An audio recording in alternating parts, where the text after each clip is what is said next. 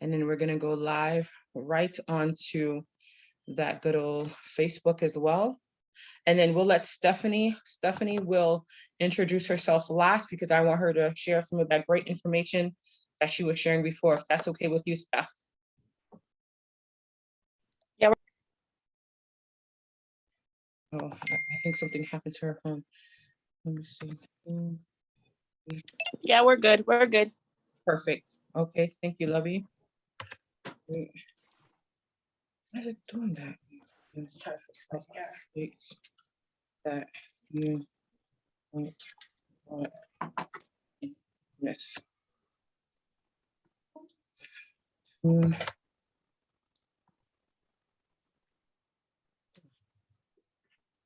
My computer is acting up. All right.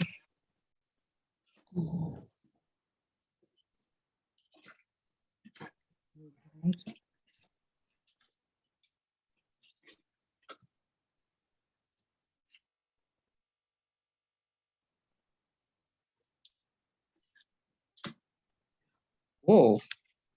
So my computer is acting up right now. Oh, I see that. Okay, no problem. God is faithful. Okay, I think we're on the right track that you don't. All right, ladies, we're going live. Yes. Okay, perfect. Soon and now and share. I don't know what's going on with today's technology. As we're talking about technology today, literally we're having a little weird thing happening with today's technology. But God is faithful. All right, here we go. What we're looking like? Feel like we're doing good. Okay. On IG, and we're live on social media, as well as we are recording. So I'm excited about all of that. And we know that tonight is another amazing session of Team ECI, our Economic Crisis Initiative. And we already have several wonderful ladies on board. I don't know where the men are, but that's okay. They're coming. And our special guest is a man this evening. He will be speaking to us about quite a few things that are happening presently that we need to be educated on and that we need to know more about in this world that we're in regards to technology, as well as NFTs and just what, to look out for as we're investing presently, especially during these times of war and fighting across the world and across the seas there. So my name is Anaya A. And we started Team ECI, or the Economic Crisis Initiative, when the pandemic started, just a little less than 2 years ago.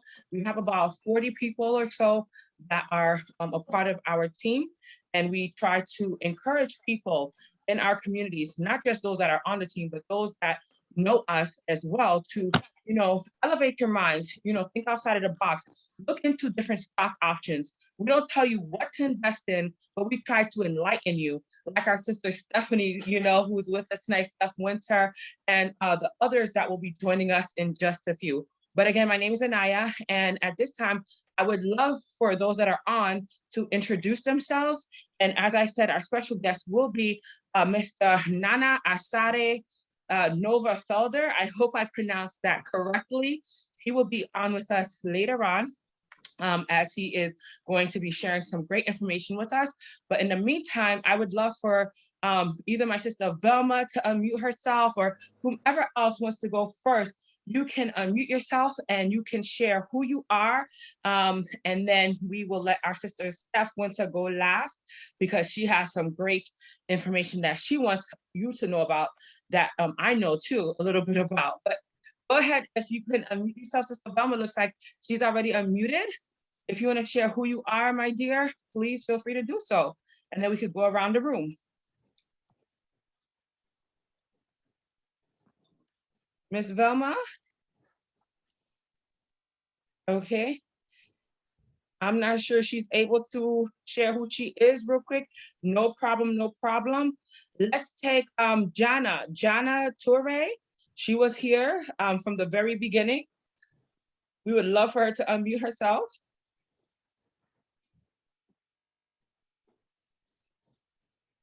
Hi, how are you?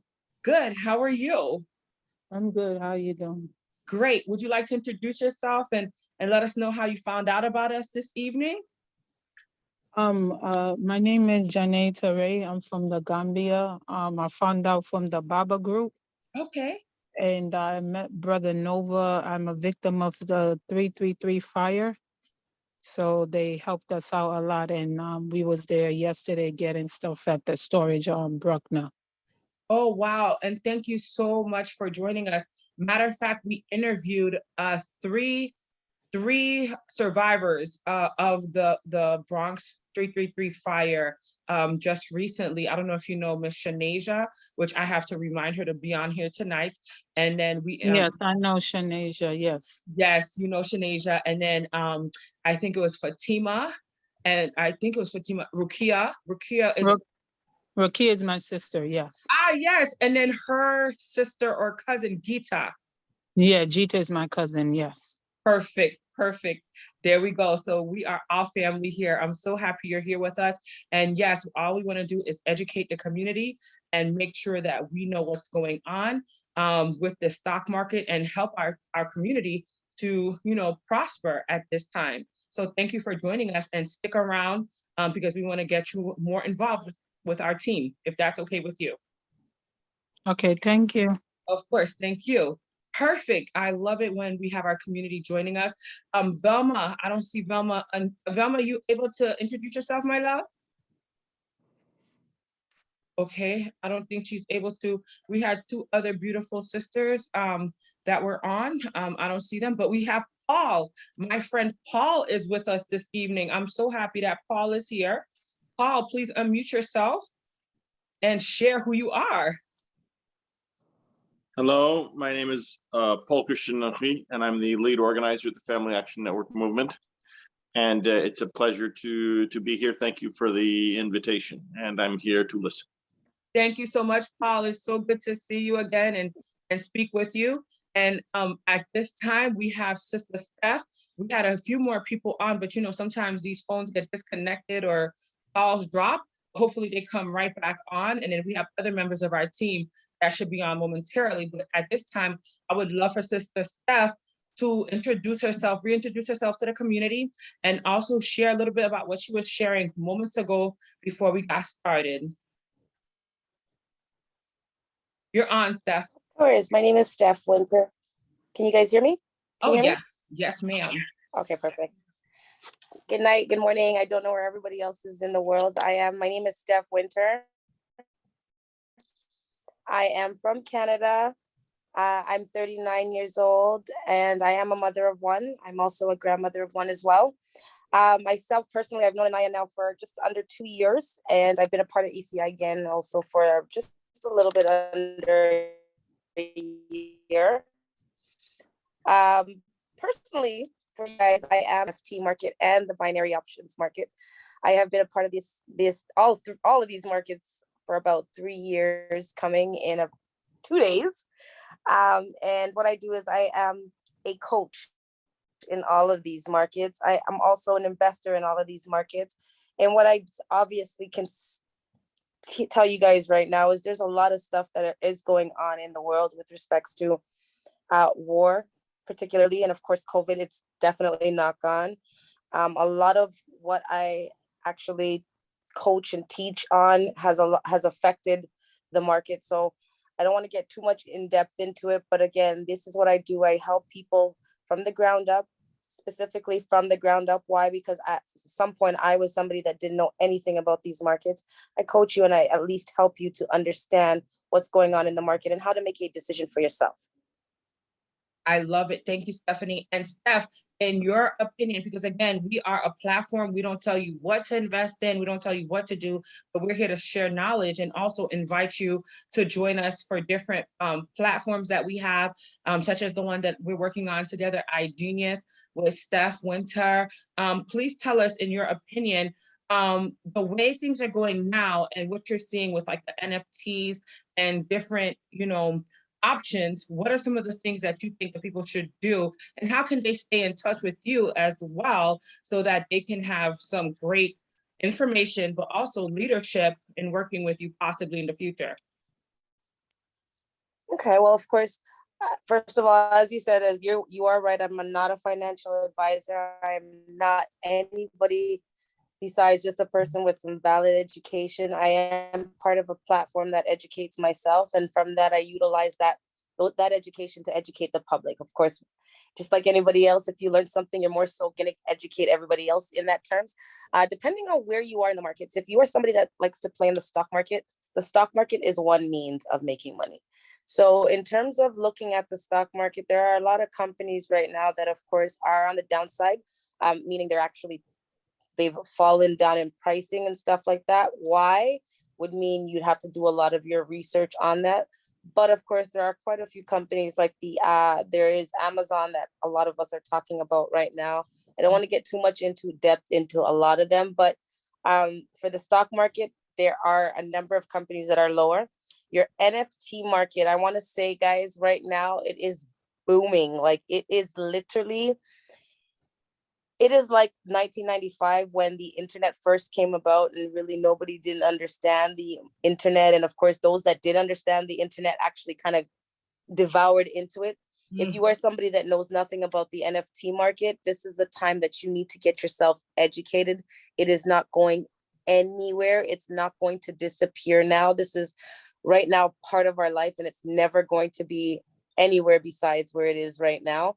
And simple as it is, an NFT can be a piece of art, it can be music, it can be real estate, it can be whatever you want it to be. It's going to have a unique token number beside it. You or I can own that personally, or we can buy that NFT, whichever way we're looking at it. We can flip the NFT. There are multiple ways in which you can get educated on how to make money in that market. But one thing you do need to do is you do need to get started. The foreign exchange and the binary market, again, with respects to what's going on in the world right now, there is a lot of movements within certain countries. As it is, if you need some supply and demand happening on a regular basis, if you are somebody that's educated in these markets, you can be making a lot of money. Of course, gold just went up the other day. If you, again, are somebody that's educated, this is where this information will be crucial for you to be actively making money, and it can actively benefit you at this present time, but you definitely need to get your education in those markets. And for me, if you are somebody that is interested in getting that information, you can find me on Instagram. I have my Instagram. I'll actually put it in the chat here. It's actually at Steph Winter XO. You can also, what I always like to tell you is to reach out to Anaya. She will definitely give me all the messages, but I definitely will write my Instagram handle in the chat right now for you guys. Thank you so much, Steph. I'm so excited to have you as a partner and a sister in this dynamic that we're in, because it's such a crazy time that we're in. And again, if our people are not educated in the way things are happening now, we are not going to go very far, because like I like to say, if you don't jump on this bandwagon, you're missing out. You are definitely missing out. So we trust that people will take heed and try to learn as much as possible. And again, the disclosure is we're not telling you what to do, but we're just trying to give you information, because I was somebody that didn't know anything for the longest time. And now I feel like a little more accomplished as I continue to learn. So thank you, Steph. You dropped your Instagram. And then for those that don't know, we have a platform by the name of Team ECI that we meet every day. We're on there actually every day talking about different stock options, different things that you need to know in your community to help you grow your money, AKA increase your wealth and decrease your debt. So we want everybody to take heed to that and do what you can to join us. And then also you can reach out to us 347-617-687.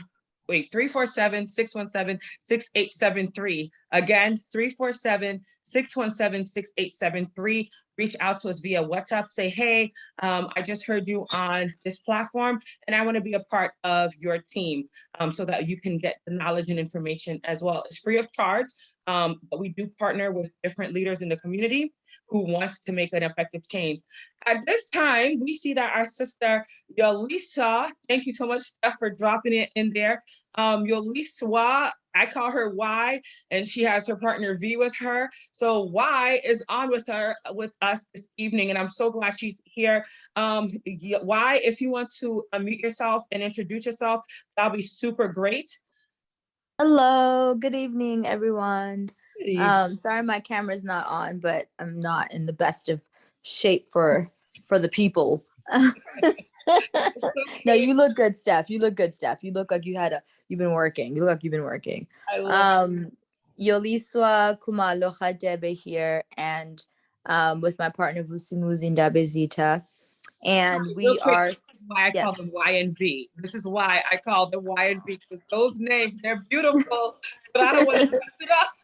It's a mouthful. Yeah, they're a mouthful. So yeah, we're glad to be here tonight. We're we're South African and social entrepreneurs and human rights activists. I grew up here since I was 3. Vusimuzi's been here in the States for a good 10 years or so.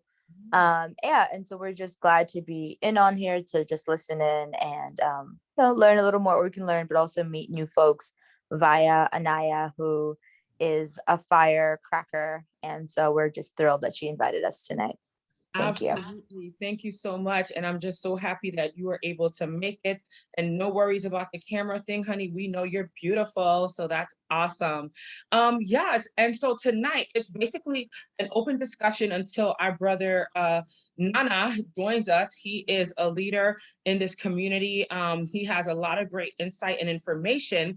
And so what I wanted us to do was kind of throw some ideas around before he joins us, because I have access to a certain amount of information, but we're all in different parts of the world, actually. And like with Steph being in Canada, I say Canada, you say Canada. Her being in Canada, Paul being in South Florida, but travels often, just like, Yoliswa and myself, we've traveled so much, for the activism that we do. Janae, or Jana, she's also in the Bronx. And then we have Sister Velma, who's in Harlem and in the city with us. But because we are all in different parts of the community, and because people are watching us from all different parts of the world as well, what I wanted us to do is discuss a little bit, what's happening in your communities. Because as of late, I don't drive, and I don't think I'm ever going to drive again, especially with what's happening. As of late, gas has gone up a lot. Gas, I don't know if you drive, Steph, if you have to drive where you live, but I would like to know from Steph and from others, how is this new situation predominantly, messing with your finances, or how are things going for you all where you are? And everybody can take a moment to share so that people can hear, what are some of the things that are affecting food prices? I know Velma and I talk about this often, this inflation is outrageous. Food, gas, go ahead, Steph. You're shaking your head like you know what I'm saying, sister. So go ahead.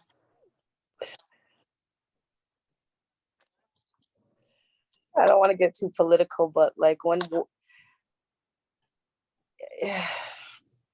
it's a situation where I call Mr. Putin and I call all those higher heads the 1%. And the 1% know what they're doing on a regular basis. And I want you guys to think back to every single time that war has happened, whoever they're going up against gets penalized. And in this case, it happens, I'm not gonna get too much into politics, but Russia controls the oil. If you take away a lot of their finances, Russia has nothing to do besides raise that price. And the only people that get affected when that happens is us. And I know that our higher 1% know that, but do they care about that? No, because they turn and they say to us, well, everything's going to go high price, but our wages are not getting higher. Right? Key point. Our wages are standstill. If not, they're even going, it's almost like they're even going worse than they were before. And my thing now is, if you are somebody that understands how that 1% work, you can literally, and I say this because I understand the markets now, take it back from them without having to steal from them. And that's what everybody needs to learn how to do. Everybody understands that these guys bully us. They do whatever. And I say this because I think back at every single time they've done this. They turn around, they do something negative, and then it affects us. Inflation happens they call it recession, 10 years, and we, the people, are the ones that feel it. So at some point, we have to say, you know what, we're going to stop. We're going to step back. We're going to understand what you guys are doing so that when you guys try to say to you guys in a whole that you have to learn how to deviate these markets. Why? Because it's those same markets that are freely open. They're like a store, 24-hour store, casino. And they're saying, if you want the money, come and get it, but you have to understand how to get it. And it's so sad that they bully us to not know how to utilize it, plus bully us as to showing us how to have to pay more just for the simple fact of it. And that's what bothers me about what's going on. It's really disturbing for me to know that. And it's just, for me, I drive a very expensive car, and it's not a fun time. It's really not a fun time. Our gas price right now, and I know it's different over there, but ours is $2 a liter, if you can do the ratio to that. Normally what we pay is about $1.17 a liter. We're up to $2 a liter right now. So it's really gone to the point where we cannot survive. Well, if you don't know how to, you will not be able to survive. And I know that's a lot of money. And I just know that from traveling and being across seas in England. I studied abroad in London, and then I have family in Europe. So I know everything is by the liter. And so I know that's a lot. I don't know exactly how much that is per gallon, but I can just tell you, anytime you hear that type of figure, when it comes to liters, we do pounds, we do, what else do we do, guys? Wait, the gasoline is by, not ounces, but whatever. Either way, it's a lot because liter translates gallon to liter. I know for whatever gallon, yes. Yeah, it's definitely a lot because it sounds like a little bit, but when it translates and you convert it, it's a lot. So I am praying for you all there because, like you said, you have a very expensive vehicle, and I'm pretty sure you guys are getting hit hard because I don't know who you all are siding with. Yeah, and then the food. How about the food over there? What's going on with that? Like I said, this is going to be an open discussion until our brother Nana comes. So anybody else, please feel free to either raise your hand or jump in, because I want to know where you are. Because real quick, Y also is between DC, Connecticut, and New York. So Y and V, I don't know if you all drive in any of these states, but I want to hear from you as well because you're doing 3 different communities. So we want to hear from you as well. So in regards to, go ahead. I think Y was going to say something, and then we'll go back to Steph. Yeah, no, I was just going to say we've been mostly, the gas was not so bad when we were driving around because I'm not really in the state for flying yet, but we've mostly been Ubering since we've been here in New York because of the train being ridiculous. But the train was ridiculous even just before COVID stopped. But the city is just wild. I saw we were up in the Bronx last night with Diallo, a brother up there who previously ran for city council in the Bronx. Mm-hmm. Yeah, you know him. Yeah. Mm-hmm. I'm a I don't want to pronounce his name wrong. I'm something Diallo. Abdurrahman Diallo. Yeah. Yes. Well, okay, cool. So we have some things to discuss tomorrow too. So basically he posted on his stories where outside of his like the office and where he works in the Bronx, they were dragging a woman out of her car while people were yelling, "Don't do that." Like it wasn't like a busy street, but it was just chaotic and very, very scary to see kind of the budget in this city has increased. I don't know by how many folds for our supposed protection, and things are slipping into very 80s. Like I grew up in the 90s, and it was not that bad in the 90s, but I remember like the 80s, the movies were just crazy about New York. And it seems like it's slipping back into that. So I don't know what missing chain link of, protecting us and getting our city to be a safe place is missing or what's not clicking, but the city's getting more expensive and it's getting less livable. So I'm trying to figure out like whose recipe is this and who is doing what where, because it's not blending, it's not working. And we have a whole new kind of team on our city right now. In our state, we have a new governor, we have a new mayor, we have this whole new set of folks. And I know it's only March, but with the Bronx fires and everything, it has not really been a good start to kind of Absolutely. yes, bolstering our confidence to say, okay, we're going to rebuild as a city. I don't feel the confidence. And so just, yeah, so I know we're talking about gas, but we've been taking Ubers because it's a mess in these here New York streets. And I'm trying to figure out why and how we're going to fix it, Anaya. So that was just my 2 cents.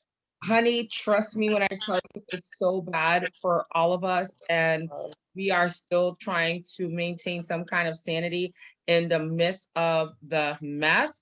And literally that's what we're, praying about every day. We had a couple more people just join us. RBG NYC just joined us. And then we had Blessed. I was just gonna get to him and he disappeared. But Steph, what were you gonna say real quick? I just wanted to add to that, like you had asked me, give me a second because I'm recording too. Yeah, so again, the price of living over here is it's chaotic. Like normally for a bag of milk and bread and let's say eggs, you would be sitting at about 10, maybe $7 a piece. Now you're looking at about $25. And it's to the point where eggs and bread. Oh, you can't. You can't live out here, man. Like Canada's cash? Expensive as it is. Like wait, cash money or like is that like 25 cents or like talk to me? Oh no, cash. It's really expensive out here now. Like it's extremely expensive. And keep in mind, like the cost of living out here is high. Gas is high, and then housing is high. So housing, for you to be in a 2-bedroom house, like for me right now, I'm in a condo, but I pay $2,000 for rent. It's extremely high. Like sometimes I try to figure out how the average person is living. I don't know. I don't know. And to know that they were able to lock down the entire country, like all different countries, not caring about what we were doing while it was happening, and then automatically open up the world and be like, okay, well, inflation is hit. Right. Welcome back. Welcome back to reality. Recession is here. Yes. Mm-hmm. It's just insane. Wow. It's insane. Thank you for sharing that. And yes, housing is expensive. So is food. So is gas. Everything is going up. And one thing that you said that makes so much sense, Steph, is literally our weekly salaries are not going up. They ain't going nowhere. So it's like if you don't have a second or a third hustle or have multiple streams of income, like they like to say politically correctly, then you are literally not going to survive in these streets. But we are going to find ways for everybody to definitely have a second or third hustle or multiple streams of income. That's what we do here on Team ECI. Welcome to those that are watching on Instagram and on Facebook right now. Please send in your questions or your comments. We have actually somebody new that's joining us. Our sister Ama. I don't know if she can unmute herself and share who she is. If she can, that would be super great because I haven't spoken with her and seen her in so long. And I'm so happy that she's here. If she can't, I'll get it. I understand. But if she can, I would really love her to do so. Miss Ama. Okay, I think she might be busy. Okay, no problem. And one of my mentors, yes, one of my mentors said to me the other day, we got to find ways to make money, just like how you said. Yes. And building relationships is the new currency. Think about that. Building relationships is the new currency. Why? Because you got to open up and start building relationships. You got to start. What we're doing right now on ECI is a complete movement. I highly suggest that everybody for next week, you find two, 3 people that you really trust, love, and respect, and you bring them aboard. Why? Because building relationships is what's the new currency. Building relationships is the new credit. Yes. Okay. If you want somebody to purchase from you, they're going to need to build a relationship with you. Nobody's not going to just jump to online anymore and say, oh, well, I'm selling this. Why should I buy something from you versus somebody else that's actually building a relationship with me? Absolutely. So I definitely highly agree with respects that relationships are the new currency, and ECI is the place to be. Yes, it is, honey. And that's why we share the information we do. We don't want anybody to be left out, because honestly, if you don't have a relationship where somebody can teach you something, and like I've heard before, I don't know who said this, Lord forgive me, but it's like a quote: if you're the smartest person in the room, that's a problem. You're always learning and you're always growing. It is. Right? We should always be learning and always growing, because once you stop learning, you're basically dead. That's in my mind. Like the minute you stop learning is the minute you stop growing, and nobody wants that to be the case with us. Oh, greetings from Brenda Hilaire. My sister Brenda is watching. She says, greetings, sisters. And we also might have a brother or two on the platform tonight. I don't know who RBG NYC is, but no worries. Thank you for joining us. And we have quite a different peace, Queen. How you doing? I'm good. Sorry. Is that Blessed, aka Sampreneur?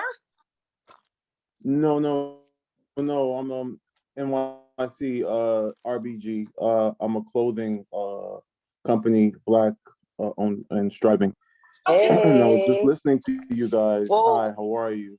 Oh, good to meet you. No, brother Nova gave me the link to check in. I thought he was coming in to speak. He is. So I saw it in the African right. But no, just to piggyback on everything that you guys were saying, yes, it's extremely difficult and hard. I was working for the Board of Ed, making $80,000, and I stopped because I didn't take the vaccine. So trying to find a new hustle and take care of my kids and still maintain car note and rent and credit cards and food. So it's insane. And it's a war. Now you got gas going up to $7 some places. Like she said, food is scarce and it's on the high. So it's very, very scary and very, very stressful, all at the same time, and trying to still, live on, certain means, And please share that, because I want people to know how real it is.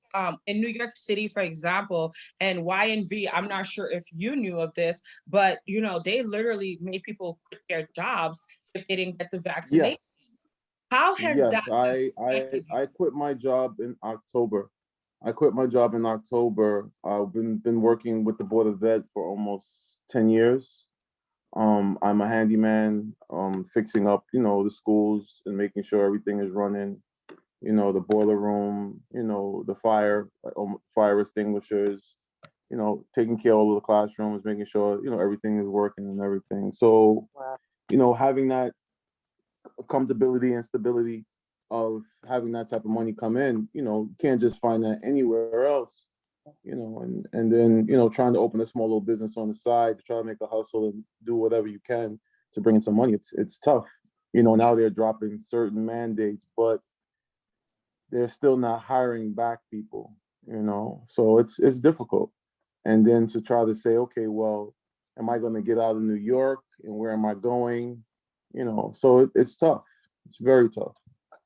And let me ask you this, my brother, because I'm like, first of all, shocked. Congratulations on making $80,000 doing what you were doing. I thought you were like the principal or something. Amen to that, because that's no, principals in New York make anywhere between 300,000 to 500,000. Yeah, it's a lot. Yes, a principal in New York makes anywhere between, depending on the school, the level of the school and how popular the school is or how big the school is, they make anywhere from 250, 300,000 to 500,000 a year. Look at God. See, I'm totally out of the loop with all of that, because look, at least well then. Honey, oh yeah, it's high out there. I had no idea. You know what? In South, that's why most people. The thing that gets me is. Oh, go ahead. Both of you. No, you. that's why most people. No, go ahead. You go ahead. most people stay in the Board of Ed because being a handyman, being a cleaner, being an electrician, all of these things, you're making 100,000 easy. Overtime, forget about it. There's, in my school, there was nothing but overtime, so we were killing it. Every weekend making an extra $2,000-3,000 just on the weekend. Wow. But yeah, it's like I said, right now it's pretty tough. So trying to figure out your next move and how to, I'm very thankful that I was able to save money, so I'm not hit as hard as others. But when you're not having any income coming in, and you're paying bills and you're paying everything else, you're seeing money leave. So eventually it gets scary. Absolutely. Absolutely. Wow. Thank you for sharing that. And my prayers are with you, my brother, because that's something Thank that, you, my queen. I appreciate you. of course, and stick Appreciate you. around too, because we want to stay in touch with you and try to support any way we can with your brand. And then we have the Team ECI WhatsApp group that we started like literally over a year or two ago when the pandemic first hit. It's Okay. crazy. Like the pandemic has already been around for like 2 years or so. This is insane. But Yeah, almost. This is going on 3, right? Three yeah, I years. think so. Right. Since 2020, we've been Yeah, hit. I was in Egypt when the pandemic hit, and I Wow. think I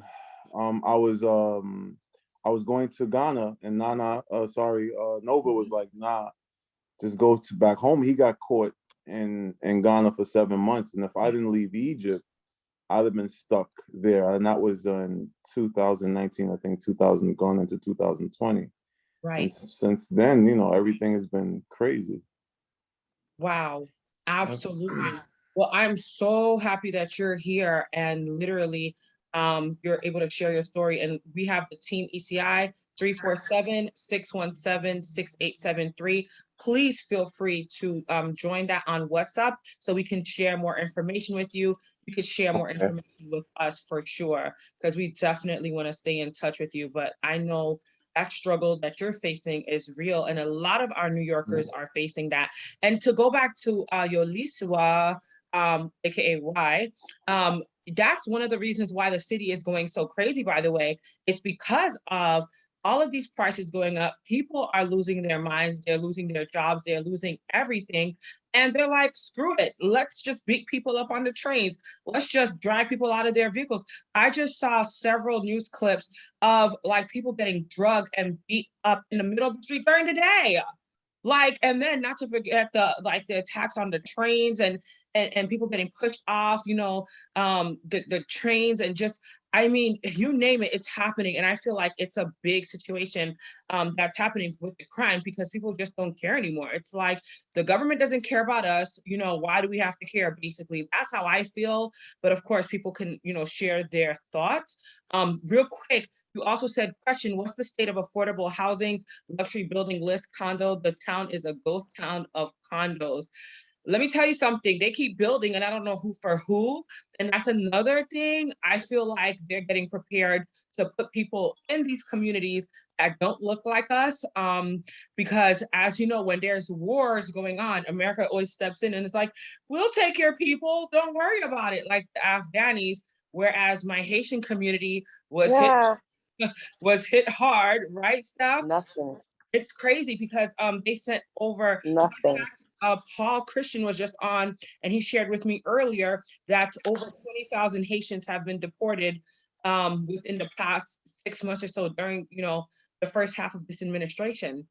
Here was Biden begging the Haitian people to vote for him, went to Miami, went to Little Haiti, got on his knees. I don't know if you all saw that clip Yeah, of Biden. You saw that, kissing the people, dancing on his knees. Please, we need your votes. We need your votes. And he turned around and slapped us all in the face.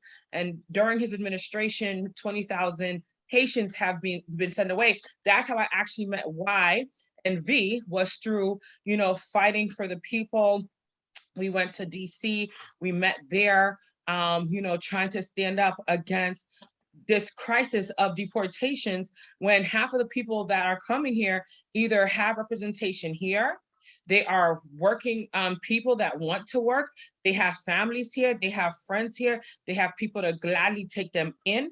And yet they were still either deported or just not even let into the country whatsoever. But there are people that do not look like us, that's never stepped foot in the United States, that don't have any friends here, that will be gladly placed here. So why we could talk about that more when we meet tomorrow.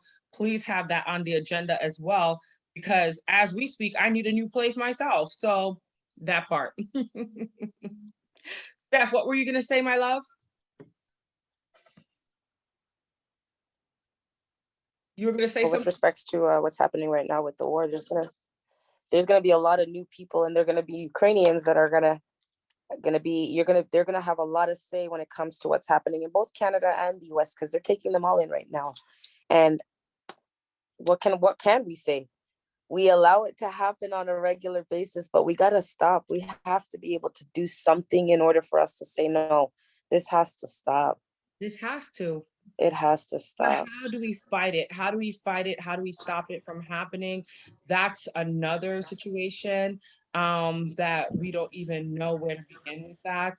And it's so heartbreaking because it's just a lot. But our activist is back. Why? Tell us, how do we stop, or what are your thoughts on that whole process? Actually, it's V this time. Hi, V. Hello, everybody. Hey, how are Hi. you? Talk to us, V. We're good. So, beautiful question. This is exactly what we're talking about with Nerdstva. And we even mentioned it in our podcast. So, we are now of the view that we have this body called African Union. So this body is supposed to protect all African bodies. And when we say African bodies, we mean Black people wherever they are in the world, because Africa is their home, you know? So now, Yes. what are we saying? We're saying everybody's screaming around to say the world should take the Black people that are being discriminated against in Ukraine and all of that. Hell no. These people are going through war themselves. What is African Union doing Exactly. wherever they are? We pay them to take care of these Black bodies wherever they are in the world. They're supposed to be starting up the jets and go pick up our people over there and let white people fight their wars. It's not our war to begin with. While we come back and take this time as Black people, as families, to start healing our own wounds, in understanding that this is a time that we need each other. The new immigrants and the old immigrants needs to now start understanding that if you walk this world, and this country in particular, as a Black person, you need to start uniting with the rest and understanding what is the rest of the people doing. So we'll continue those discussions tomorrow, but that is my view at this moment. I love it. I love it. And have you all seen what's been happening in regards to the Black people not being allowed to even escape Ukraine and go into places like Poland? What are your thoughts on that? How is that allowed? Listen, what I've been told and I've been hearing is, hello, PH August, welcome, welcome, welcome. I'm hoping I'm saying that right. Fugust, or please let me know your actual name so I don't mess that up, but welcome, welcome, welcome on Instagram. Real quick, Stanley Mallory is on with us tonight watching, and so is several different leaders in our community, so thank you. Some people I can't see their names, but we have people joining us on all different platforms. Chime in, send in your questions and your concerns. Yes, let's talk about that. I heard recently that the reason why this is happening is because basically they're looking out for their own. You know, the Ukrainians are like, they are white, blonde hair, blue eyed, and these Black people are trying to escape, even though they have the paperwork and they have the legibility to flee the country as these other communities, but they're just not letting them flee. What are your thoughts on that? Because that racism stuff is real, and I don't care if they're all Ukrainians, but at the same time, these Black Nigerians and Africans and even Black Americans that are over there. They went to school there, they're paying taxes there too, and yet you guys are treating them like garbage. Like it's literally a slap in the face. What are your thoughts on that? I just don't understand how it's even allowed to happen. It's mind-boggling because I've actually seen some clips of them actually trying to get away and being pushed back, and I think it's just it's just horrific. It's lost for words, and really don't understand why a war that has nothing to do with us. Oh, I think her phone died real quick. Oh no.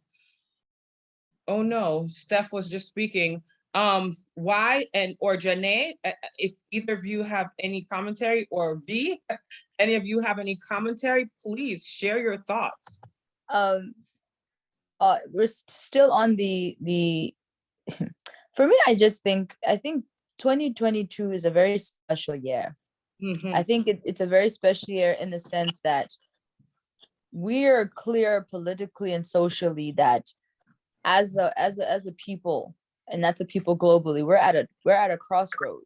When you start seeing the rumblings of a World War III, that's a crossroads for humanity. And I just want to echo what Vusimuzi said in regards to the need now for a very focused Black first agenda, in the sense of what we all have our different groupings, our different categories, our different interests. But when it comes to a situation where you can see one thing, why people have right, I'll say this. For me, it's not surprising. And I don't know why everyone's in an uproar about white people being racist in Europe. I feel like if you're surprised, you haven't really been paying attention. But my main fury is, again, at the African heads of state whose citizens are constantly scattered about the world and left to fend for themselves. And that's where, if we put our focus, we'll actually get shifts that need to happen. Because for me, I feel like as Africans, we have a duty to get the continent in top shape, because we cannot begin talking about unity and true Pan-Africanism if we haven't had, like Vusimuzi said, these healing conversations, but also if we're trying to bring our kidnapped brothers and sisters closer to their roots. In what way are we preparing home for them? Correct. In what way are we preparing home so that when we do say, okay, come closer, where are we bringing them back to? You know what I'm saying? If people so choose, like we mentioned last time, and I in that meeting with the Haitian community, to say, if the earth that is the ground, that is the land, that is the land that is Haiti, is constantly having earthquakes and rejecting its people, Africa needs to get ready to make room, because the people of Haiti cannot go floating around the world and being shuffled around and shuffled back into a land that is the land erosion over there, 20,000. They need to be going exactly how Liberia had. Liberia was made a place by freedmen. So Africa has a duty to its children that were kidnapped, because one thing that's happening here, and I think the main thing we were talking about at another event with folks that are organizing the Caribbean Day parade and regrounding it in the roots of its rebellion, to say that when people are going home, like I think the Ghana trips are very beautiful. I think it's a very beautiful start, but I think we need to be grounding our folks on what it is they're going home to do. Because if we really think deeper about it, imagine centuries after being violently kidnapped and stolen, and then all the fighting and the brutality that Black folks had to go through in this country, and nobody ever came for them. You know, there were never any ships that came here and were fighting to come and get them. And now there's an opportunity to go home, and we're just sending them off. We're not going to ground people in the trauma of what it is to truly go back there, because we all don't walk alone. So any Black person on this land, once they leave this land of which they were kidnapped and brought to and go back home, that is an entirely different experience, spiritually, psychologically, and mentally. And people need to be grounded and prepared. And whose duty is that? It's us, the people who are from the continent most recently. It's us spiritual leaders. It's us historians, to be able to ground our folks and also have a place for our folks to be going home to. And I think these are the central foundations that will really create a unity and a bond amongst us, that we can also navigate like white people. White people got something right. If you touch a white child, they don't care where it's from. They're jumping up. There's a white child that's been touched. You know, like they got that part right. You know, for us, it needs to be touch one, touch all. And so I'm just hoping, and I truly do feel and believe that this year is the year that the children of Azania will unite, and the children of Azania will be walking in unison, focused under one agenda that liberates us all, and then we'll figure out all the other subcategories of ourselves. But I'm hopeful, and yeah, thank you. I'm glad for this conversation. I'm so glad you shared that, and that's perfect timing as our brother Nova, aka Nana Asare, is here. And I know we had another person join us, and our sister Paola was joining us, and Steph got cut off. But Steph, hold that thought as we speak with the brother that we've been waiting for. We know you've been going through a few different challenges, my brother, but we're happy you are here, and we're happy that you have some great things to share. And before you even speak, I wanted to share who he is, because a lot of people may see people in the communities and they really don't know like the person and their background. And we haven't been doing this as of late, but we're going to restart it. When a guest is coming on, we're going to do the bio thing and really share the person's life with the community. Welcome to all those that are watching on Instagram. Team, we're going to be with you in 1 second. We're going to let you speak and share who you are in just 1 second. But let me share with you all, thank you so much for joining us, who this brother is. This is Nana Asare Nova Felder. I hope I'm pronouncing it all right. Woohoo! Thumbs up.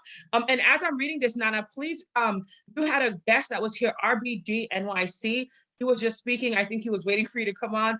If you want to tell him to come back on, please do. He's such a great guy. And anybody else you want to come on, tell them it's time, you're here, so they can rejoin us. And a few iPhone people were on. I think they were for you too.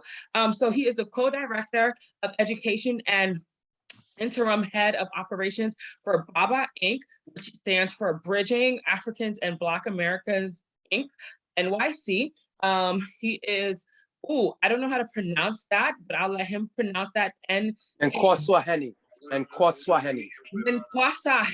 learning so many great things through this brother, leader of development and education of the Kingdom of Akwamu, I hope I said that correct, Akwamu, Eastern region in Ghana. Nova Felder is a lifelong student, organizer, and activist in the global African community.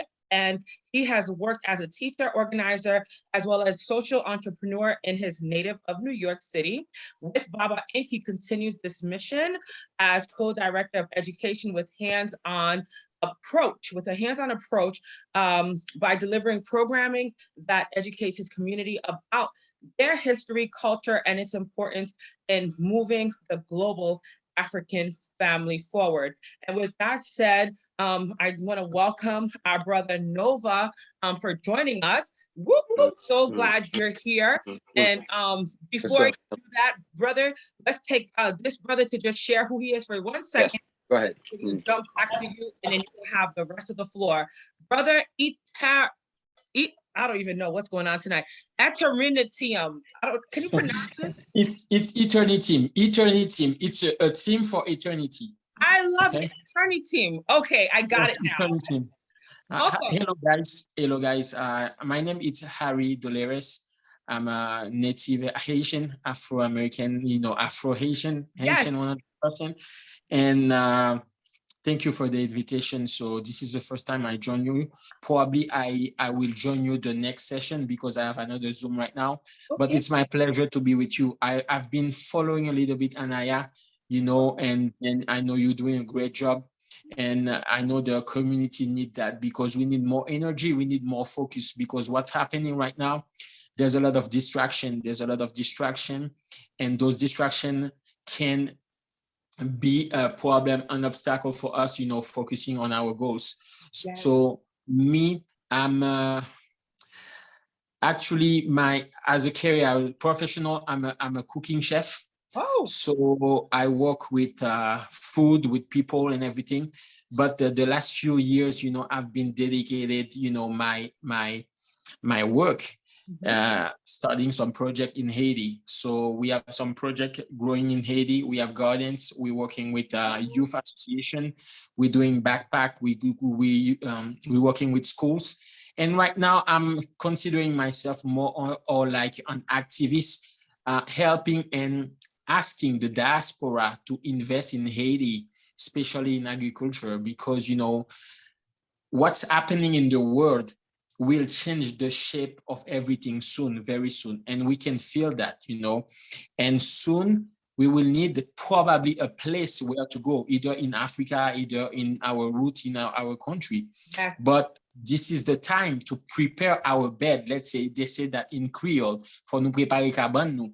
So this is the time to prepare for what's come next, because we're living a reality right now and we have to be prepared. So I encourage all initiative, you know, in that direction.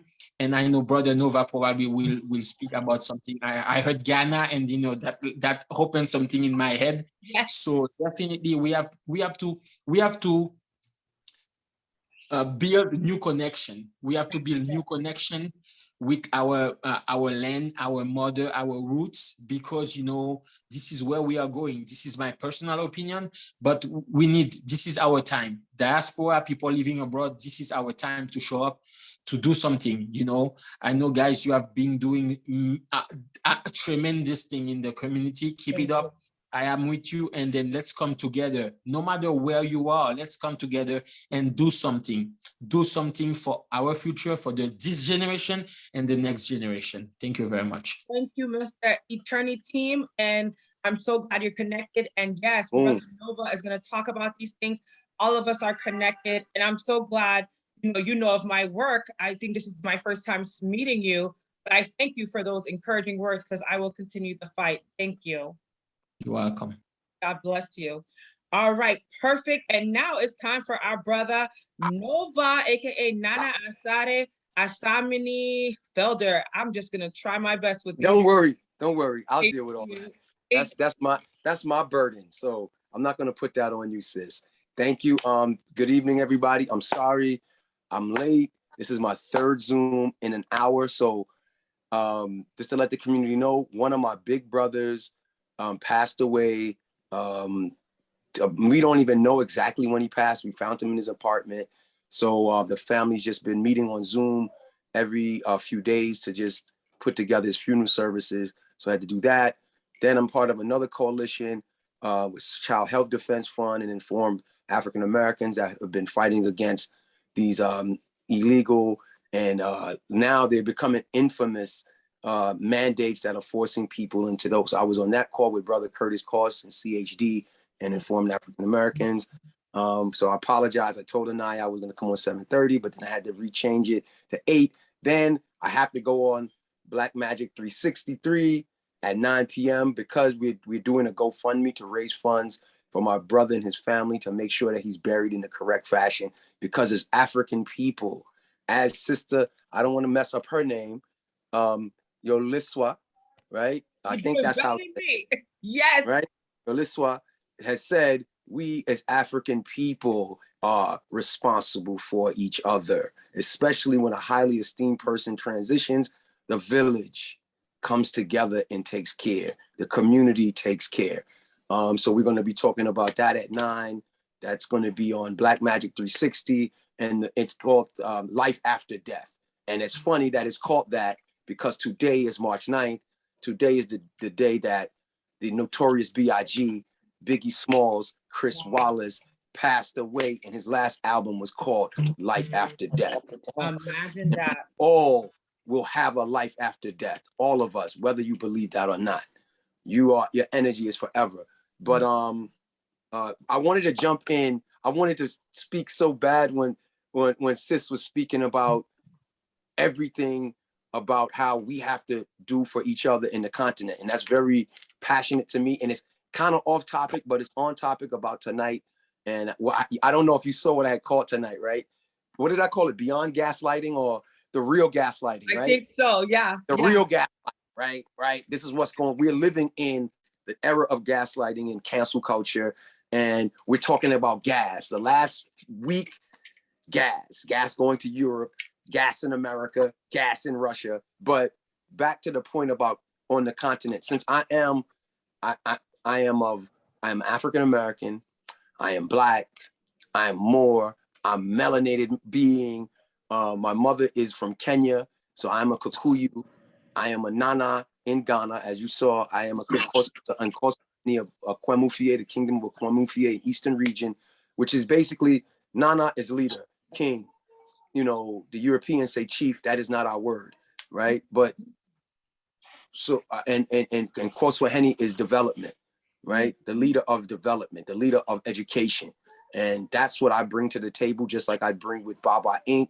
here, because without education, without this 7 circuits of this brain being activated, your spirituality is actually dead. Your humanity is actually dead. So how do we get in touch with our higher selves and our spirituality? That is by activating the Akashic records and the archetype that all humanity shares, but you have to act it through activities, through educational and mental activities and spiritual activities. So that's what I encourage. And definitely the continent has a long way to go. But I'm going to tell you, Sister Yosilwa, we have to work together to build the continent, right? Because the damage has been done to all African people in the world. What we're seeing, our brothers and sisters that have been forced into immigration in Europe, right, is actually a full circle come around because Europe underdeveloped Africa. I hope you guys have read Walter Rodney's book, How Europe Underdeveloped Africa.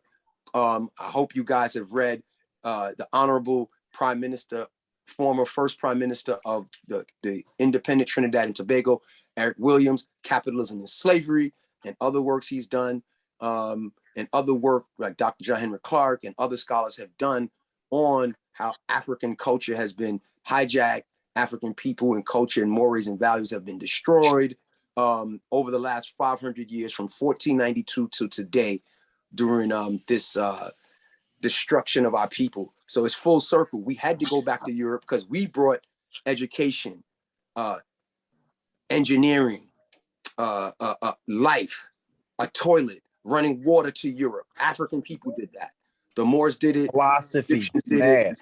The Greeks did it. The original Greeks are African people, right? The original people in Rome, which you know as Italy, and all of those places were African people. All of the original royal families. I will put this on record on wax. The documentation is there. Ancient and Modern Britons is a book you should read by David MacRitchie.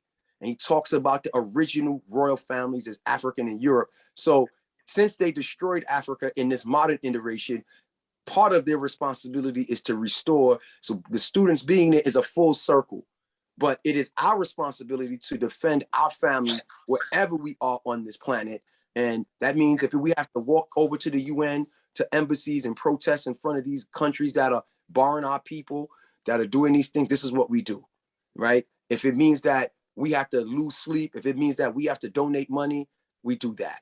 If it means that we have to put pressure on our leadership that sometimes is sold out, this is how we even got into this condition as a people. It was internal conflict and decadence is how we got here, right? We put pressure on those so-called leading, I do not like calling them leaders, because leaders are born out of the fire and not necessarily are born, right? And this is why so many leaders come from the Western Hemisphere, Africans, those of us in the diaspora, because we have been in the fire for 500 years. And that's why we come across the way we do, with the aggression, with the spirit, with the energy, because we have been literally living in a hellish condition for 500 years, and that makes us no better as a people, right? We understand that other people, that some of them don't look like us, but there are some that look just like us, don't always have our best interests in mind. So it is up to us as an African people to recognize that by activating those 7 circuits of the brain, by activating that Africanness, that spirituality that came back from the beginning of time, right? Everybody say hi to my daughter. She's here. She's always here, right? She's 10 years old and she's definitely one of those. You'll be fine. You'll be fine. You'll be fine. But so I'm just saying, so gaslighting, this is beyond gaslighting that we're living through. Today I spent almost $5 a gallon for gas. Oh my God. Right. Yes, we're talking about that. That's why you're here today. Because I'm telling you, we are here to talk about these things. We were just asking around the room, what are these gas prices looking like around your community, in your community?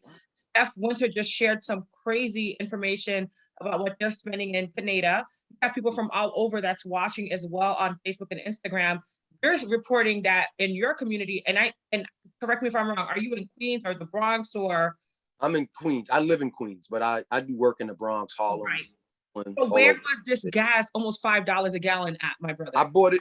Usually I live in a town called Laurelton, New York. We're 2 or 3 towns away from Long Island. Okay. So we're like on the boards, not far from JFK. So many of you know JFK. Yes. So we're up the street from JFK, less than 10 minutes. And so I usually buy my gas in Long Island because it's always a little cheaper, 10 cents, 15 cents, 20 cents. So right in Elmont, I just drive up that little highway here and I just get my gas. So I had to come to the Bronx today into Harlem to handle some business. So I said, oh, I better fill up. The last time I got gas, it was $3.35, which was last week.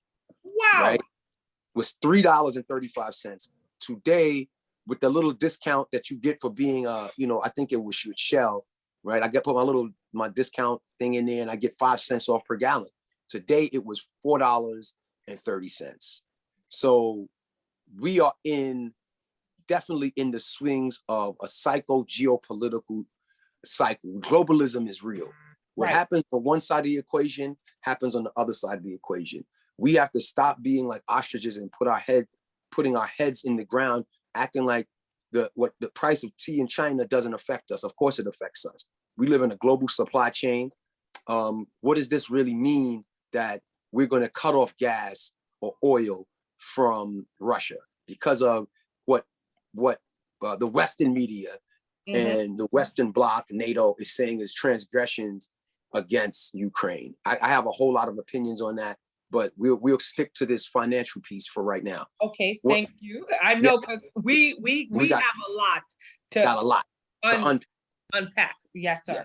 So what we have to understand is, even though the United States is the largest producer of oil, natural gas, and energy, because we're the largest consumers, right? So there's this very delicate balance that the United States has to play with how much it uses of its reserves, right? How much it uses, in general, to keep that balance. So when you have the international market, that's why they went begging to OPEC yesterday, right? To get more oil here, because we're still oil dependent and we're dependent on fossil fuels still, even though there's been a big push to what we call renewables, solar, air, wind. And I think even a part of that equation, they would count nuclear, which is a lot more dangerous than the other 3 types of renewables. But so because of that delicate balance, the gas prices are going to go up here almost overnight. They did. Now, what else is that attached to? That's also attached to everything that you can think of. Every consumer product is going to be raised in price because it doesn't get to you by magic. Amazon is not magic. Amazon is high logistics to get your package to you in 24 hours, 48 hours, or a week, right? But it takes fuel for the planes. It takes fuel for the trucks, right? It takes all of those things to get those packages to you. Same thing with the supermarket. Same thing with any goods that you want to buy from Macy's or any other department store. So goods and even services, to bring them to you, are going to cost more because of gas is going to be costing more for at least the foreseeable future here in the United States, unless the United States releases a tremendous amount of its reserve oil, fossil fuels, into the ecosystem. Also, with these shutdowns of these pipelines or Russia going to Western Europe, Norway, so on and so forth, it's already affecting the price of heating oil and natural gas, which most of Western Europe uses for their homes, right? Even us, over the last several months, right, we've seen spikes in our natural gas bills, and we've also seen spikes in our energy bills coming from whether it's Con Edison or any provider of electricity. So at the end of the day, pay attention. And Anaya wanted me to come on because even though these are tough times, we're not going to just sit back and complain about the situation, right? We have to take advantage of the situation. She has a beautiful group on WhatsApp and beautiful group on Facebook and all of her social media that is concerned about, you know, finances and invests, right? So this is the time to start looking at ETFs in renewable energies. There are a few great ones out there. I say do your own research. I will not make any recommendations of any specific exchange traded fund that deals with renewables, one, because there's going to be a huge push for renewables now. Yeah. Right?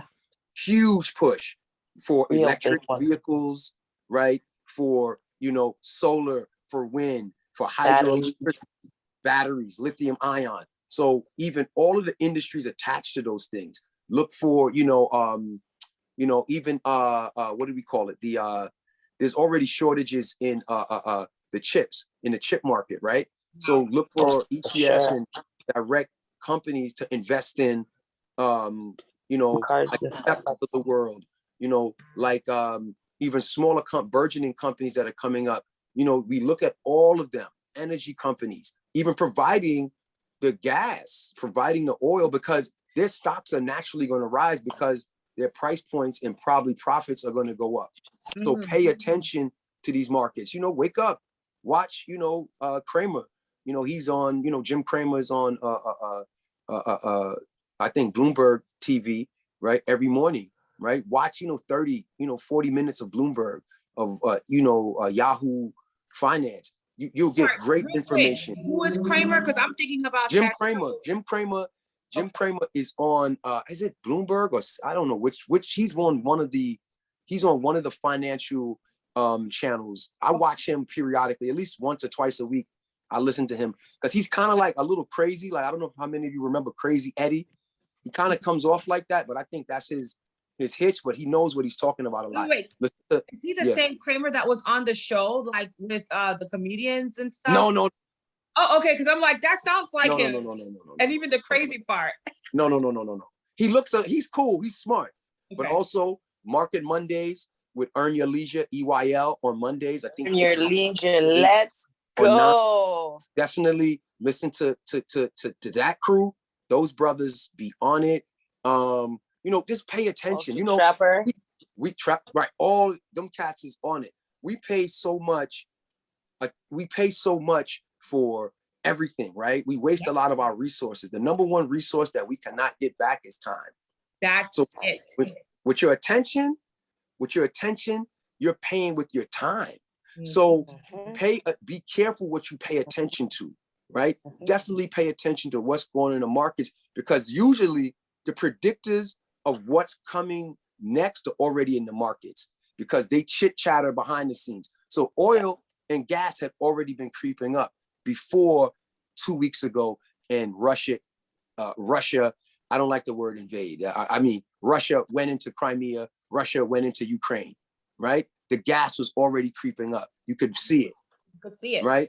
You could see it, right? Even I posted the video. It was from, and I know a lot of people have issues with Donald Trump and people from the right wing, but let me tell you something.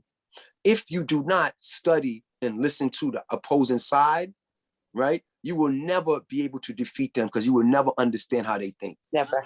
He said in 2016 when he was running for president, he said, if Biden becomes president, you're going to be paying $7, $8, $9 a gallon, because they've already been having conversation. Why do you think he buddied up with Putin, with North Korea? He know what was coming because, come on, the world doesn't oplate the way we were taught it operates. It doesn't operate. He said that? I know he said it. I sent it to you. He said it.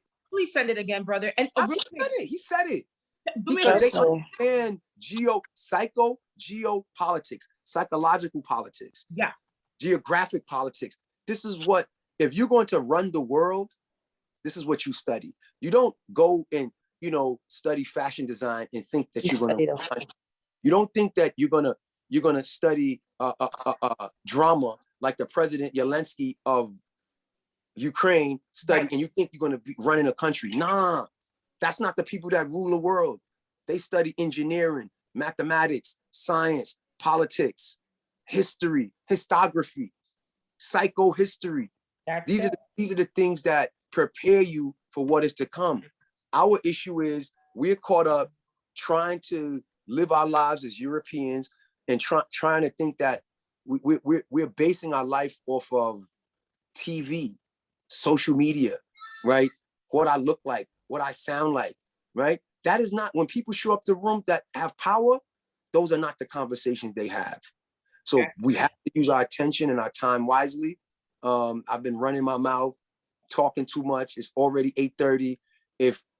I think we should just open it up. I see a Dr. Phillip on here, Professor Phillip has a contribution. Just, let's keep having this conversation. Let's keep building.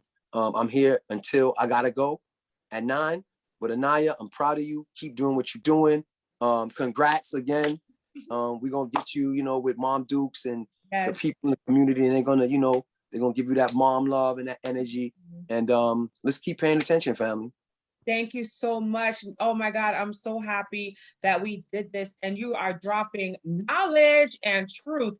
Thank you so much. Steph is clapping it up all the way in Canada. You say Canada, I say Canada. And YNV had to leave, but that's okay because we know that they're here in spirit. So we're gonna open it up for questions. RBG NYC is back. Thank you so much, brother, for coming back. And we have Professor Phillip, who is here with us, who I think needs to introduce himself. And we also have Queen Ocean. So let's take Professor Phillip, and then we'll take Queen Ocean for sure. Thank you all for joining us, and tell people that we still have this brother here, our guest speaker here, so people can still join us until like 9:30 or so. Go ahead, Professor Phillip.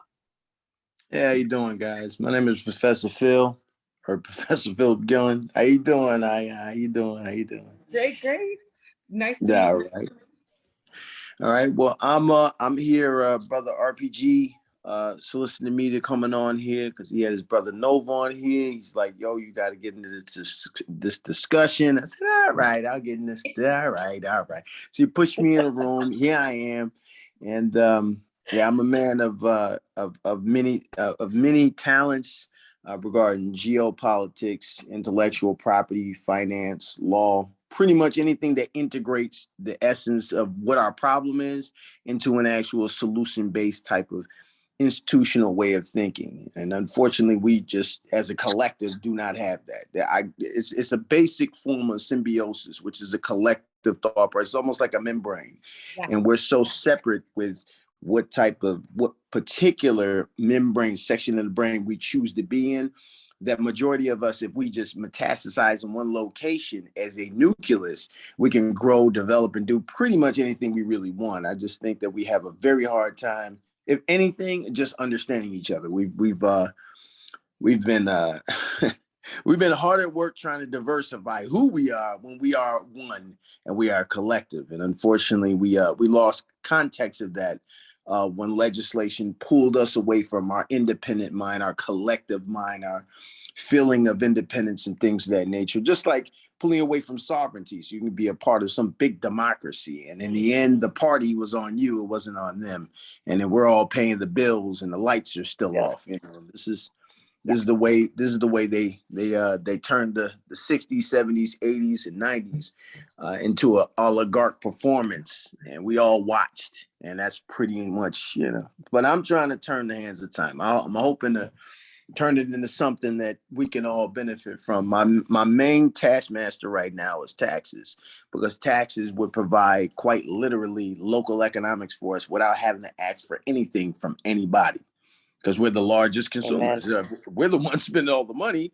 The money should be coming back to our community, right? So absolutely. Amen. Thank you so much. And of course, we want you to join Team ECI 347-617-6873. And let me just ask you this too, because I want him to keep talking. Oh, what is it? I want him to keep talking. I know, he's so smart. Like, I feel like his words and education is like, oh my God, it's out there. Steph is happy tonight. She said, keep speaking, brother. This knowledge you dropped is lit.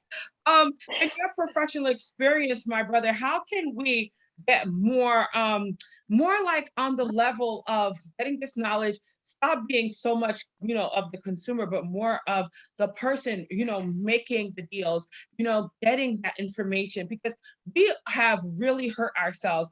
And like our brother, Nova has stated, we have to get back to community. That has been repeated so much this evening. But are you a part of any other organizations that's talking about these things? Or what are some of your thoughts about us joining forces and moving forward? And then, of course, I'm going to take Queen Ocean in a few minutes, in a few seconds. But I just wanted to ask you that, Professor Philip. Well, me personally, I'm not exactly enjoying the benefactor of being a part of any particular group, mainly because secular groups have singular notions of collectivism, and it's more or less about the assistance of collectivism than it is to actually aid in creating an actual collectivism, a body itself, so that people aren't dependent, they aren't acting, and they're not fusing into this idea that the democracy is the thing that has to provide us what we need in order for us to actually provide for one another, and thus creating this form of independency which we shelled out during the idea of we're going to be a part of this big organism called the United States. And in the end, the real economical backbone was that together principle. Okay, my idea of that is just going to be very basic. I mean, to answer your real question is, if you have an organization, I have an organization, and any number of people on the line or anybody that says, okay, if we act as one name, collectively known after every single name is added, do you know what that means for everybody that's at the table? The real question is, what does it mean to the community? 19,000 houses have been snatched off the market in Brooklyn alone, and that's through deception in the last 4 years. So if I'm looking at them numbers, I'm saying, well, wait a minute, who could possibly do such a mass overhaul of finance, restrict those like us that want to actually purchase on the market? And then at the end of the day, they're actually turning around, refurbishing it, building it, and then saying, hey, there's more equity than was spent. And yet we're the biggest consumers of these spending dollars. Like, where is it actually going? And I'm a man that really, I started this company called Zettepi, and I kind of used the jingle of each state that I go to say that Zettepi was actually the beginning of civilization. That actually is the actual like definition of Zettepi. It's the beginning of civilization, or the golden age. This is when, quote unquote, Europeans realized we were around. Okay, when they're like, oh my God, 30,000 years ago they built pyramids. No, those are like millions of years old. But you're only starting where you saw the gold and the silver, and you saw these brown people walking around. You're like, wait a minute, they have an actual system. Like, oh, wait a minute. You know what are they doing? You know what I mean? So the idea is to get us back to that symbiosis of not only creativity as a collective, but thinking like a collective. I love it. Thank you so much, Professor Phil. Stay with us, Professor. Real quick, we have some comments coming in from Facebook. This whole time we had some comments coming in from IG.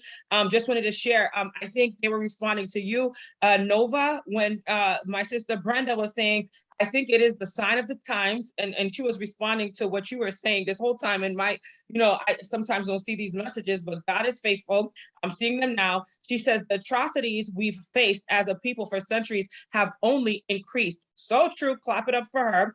It is in our faces, the rude awakening. We need mechanism, excuse me, it's a tongue twist up here, mechanisms in place throughout the diaspora for our people to rescue them or respond to any situation that affects us. Clap it up for Brenda. She is talking the truth. Salute, good brother, she says. Condolences again to brother Nova. She said in New Jersey she saw that the gas was $5.49 per gallon. Jesus, take the wheel. Jesus, take the whole car. Y'all need to jump on the Marta. Marta's in Atlanta. MTA is in New York. $5.49 for a gallon of gas. We know where Steph is. It's $2 per liter. Which I'm gonna try to Google what that means exactly. I didn't do good in math. I think I should do that. Yeah, if you want to do that, sis, take that over. Because $2 per liter equals what in gallons? You know, I mean, I didn't do good in math. I know how to save my money though. Praise God. Thank you. I could save the coins, but arithmetics wasn't my favorite. Amen. So please, somebody look that up. Brother Nova, do you want to respond, or should I let these two beautiful sisters? Okay, again, a phone number there. So if you what was the question?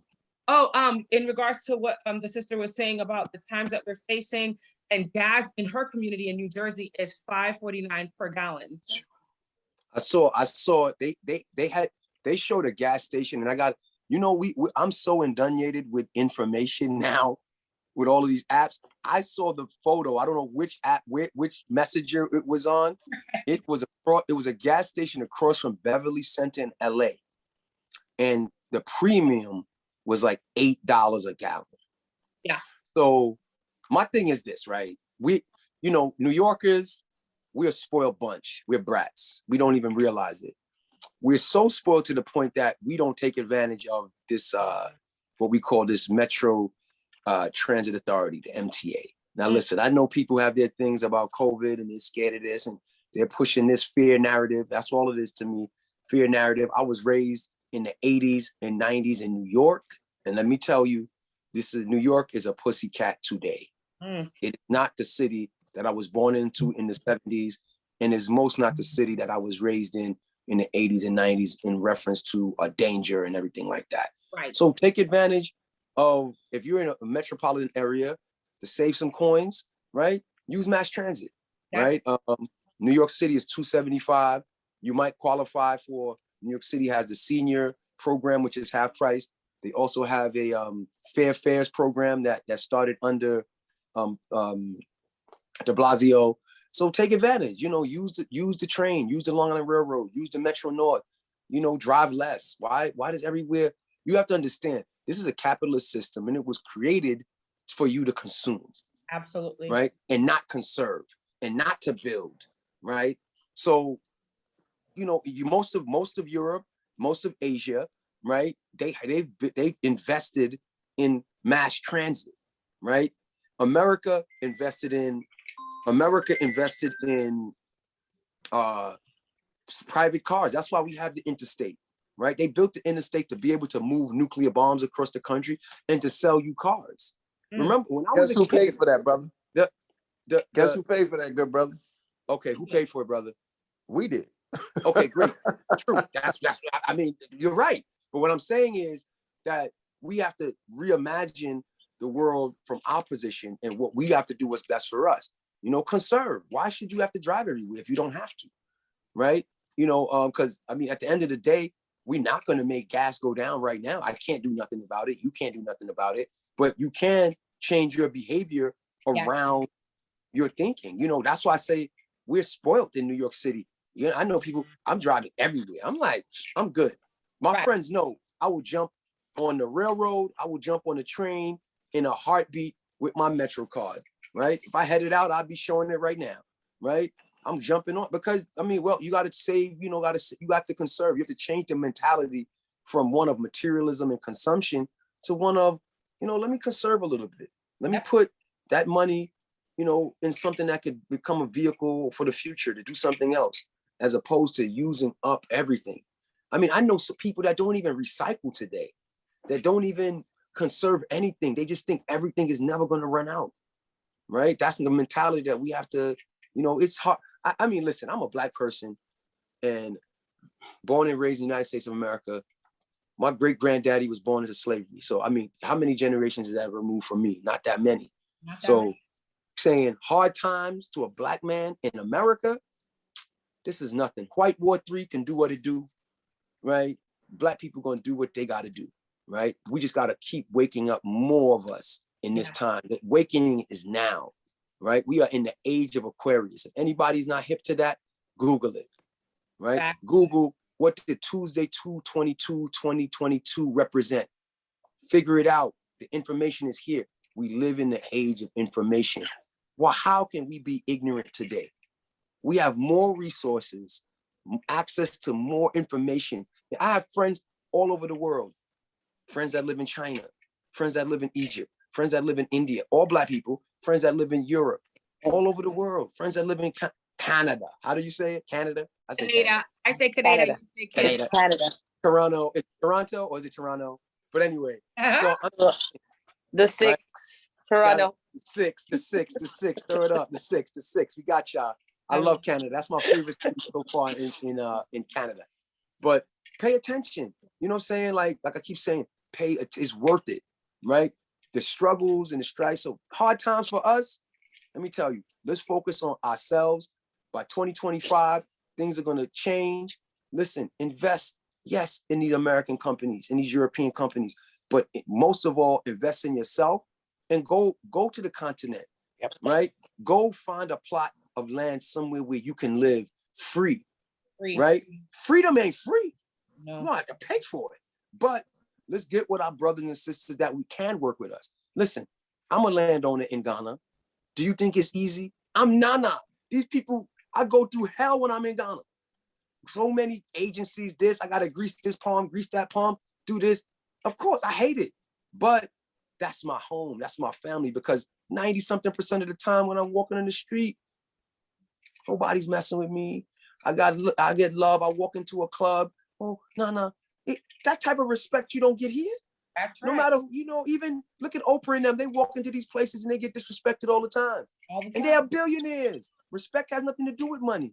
Respect has to do with your culture and how you see yourself and how people see you.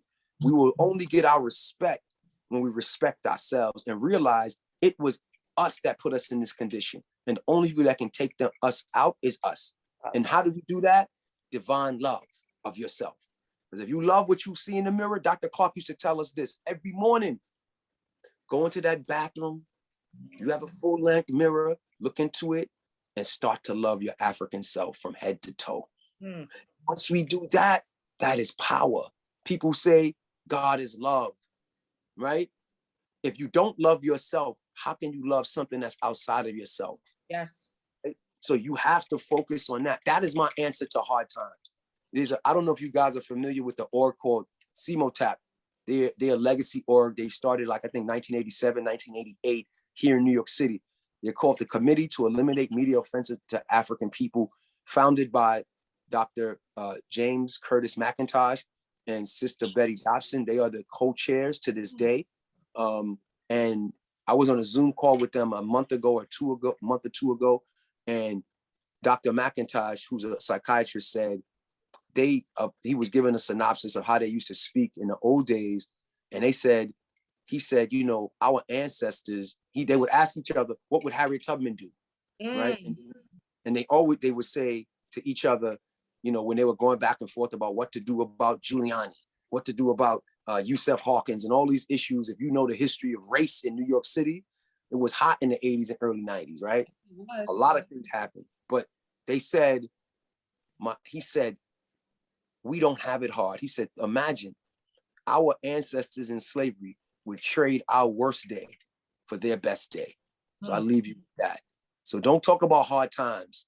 Listen, you ain't seen hard times yet, right? We can survive through all the madness that we've been through the plantation. And when you go to Africa, go to a slave castle, go to an enslavement castle, slave dungeon, and see what those people did to us. And you will have a different perspective of what you think struggle is here. You live in a country with everything. Like you can call, I'm on my laptop. I got all these phones. You know what I'm saying? I can talk to anybody in the world, and I'm talking about hard times. I need to sell some stuff because it's too much. Conserve. But I'm just saying, we have to change our perspective. Absolutely. I think our perspectives have been tainted because of what has happened to us. Absolutely. And I think we have to change it. We have to start becoming who we were before this madness and integrate that into a new type of African melanated person that is global. That's why I put in there global African family. I'm a global African, right? America can't just claim me and Africa can't just claim me. We are all global Africans. Yes, we are. Right? But sis, family, let me go. Give me some time. Got to get back on this Zoom. I know you have to get off, and let me just let Sister Ochin introduce herself because you haven't heard from her yet. Okay, go ahead. And then Sister Steph is going to share what at not a problem. I'm staying on. Okay, for 2 seconds. Yes, go ahead, Sister Ocean. Queen Ocean in the building. Hey everybody. Hi. Yeah, sorry, my camera's not on. It's kind of my camera's actually having some difficulties. But I'm Queen Ocean. I'm the president and founder of the Unified Children of New York. And my initiative is to really, really pay attention to the safety of our youth in the streets and in the city, because it is crazy how in the city, most kids feel like that they're powerless. And so when they feel like that they have nothing to lose, they often go out and commit crimes or get into trouble.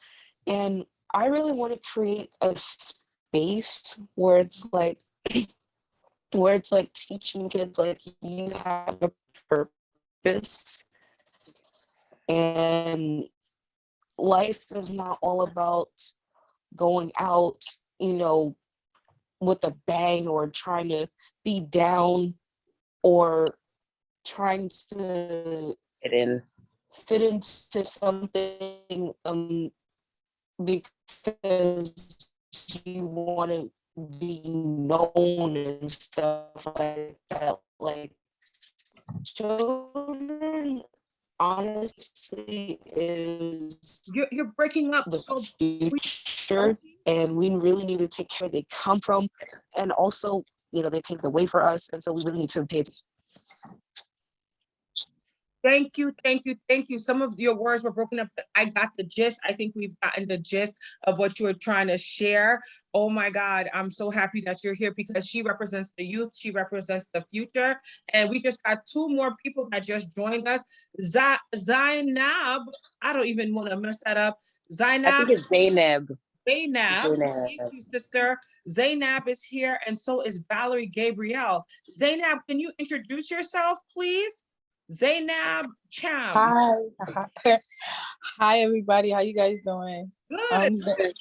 I'm Zainab Cham. I am in the Bridging the Black and African group with my brother Abdul Sise. Yes. So I saw the group link, and you're also in the group. So I had some time and I jumped in, and I just keep leaving in and out because I keep getting calls, but I'm learning so much. So thank you guys. We welcome you, and we want everybody to stay in touch. Join us on 347-617-6873. That's the What's Up call. Tonight is such a beautiful night with all of our leaders in the community. We're going to let Valerie Gabrielle introduce herself, and then we're going to go back to my sister, Steph, so she can tell us what that conversion is. And I know our brother Nova has to get off in 1 second, but I wanted him to hear from our last guest, who is not a guest. She is family, actually.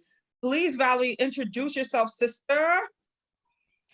Hi, everyone. I'm Valerie. I'm a teacher, and I'm happy to be here to be among all of you and learn. So thank you for inviting me, Anaya.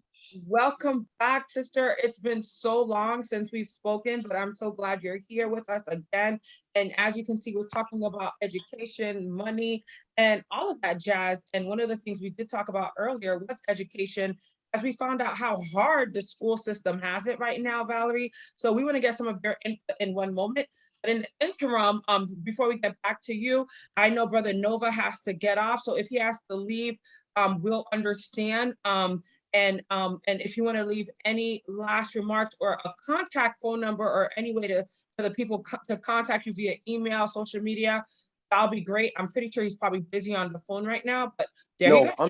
I'm here. I can chew gum and walk at the same time. Don't worry. There you go, brother. Definitely. Y'all, but to the queen mothers, to the women, you guys are the masters of juggling and multitasking. But I've learned from you all so much, starting with my queen mother, my mom, and of course continuing with the extended female family around me. But if you guys want to reach me, you can reach me at call my line 718-288-0295. I'm open. That's, I'll say it again, 718-288-0295. You can find me on social media. You can use my first and last name, Nova, N-O-V-A, Felder, F-E-L-D-E-R. That's once again, all my social media is attached to that, N-O-V-A, F-E-L-D-E-R. I am a real person. I am not in a bunker. I'm here in these streets. I'm real. I'm here. Also, my Instagram is @HarlemEnsemble. I have to do a better job at juggling and putting all of those things together and getting one link. I got so many different things that I do, and my social media life kind of is reflective of that. But you can follow me at Harlem Ensemble. That's HarlemEnsemble. And I also want to encourage you guys to follow Bridging African Americans on Instagram. We're a great organization. We're doing great work in the community. Sorry, can you repeat that? Bridging. You can let me look at the IG. Hold on. They haven't sent the link from the other. What's the name? I got time. I'll send it. Nana. Baba. Yeah, you can Google Baba Inc. or Bridging. I think our Instagram is Bridging Africans and African Americans. It's something like that. But thank you, Anaya. And also, if you're interested in my work dealing with mandates, this COVID craziness, you can follow my webpage. You just Google Informed African Americans. You know we're doing the work because we're blocked on all. We are blocked on all social media. We are blocked on all. That's when you're gonna make it though. That's when you're coming. That's how you're coming. We're blocked. Within 24 hours, our link was blocked on Facebook, Instagram, Snapchat, everywhere. You can find. We also have a Telegram group. If y'all interested in the Telegram group, find me on Telegram. Y'all can find. How do we find you on Telegram? Do I have to get it from your telephone number, right? No, my phone number. Okay, it's attached to my phone number. Or I think it's Nana Asare, Nana-Asare. But y'all can find me through the phone number there.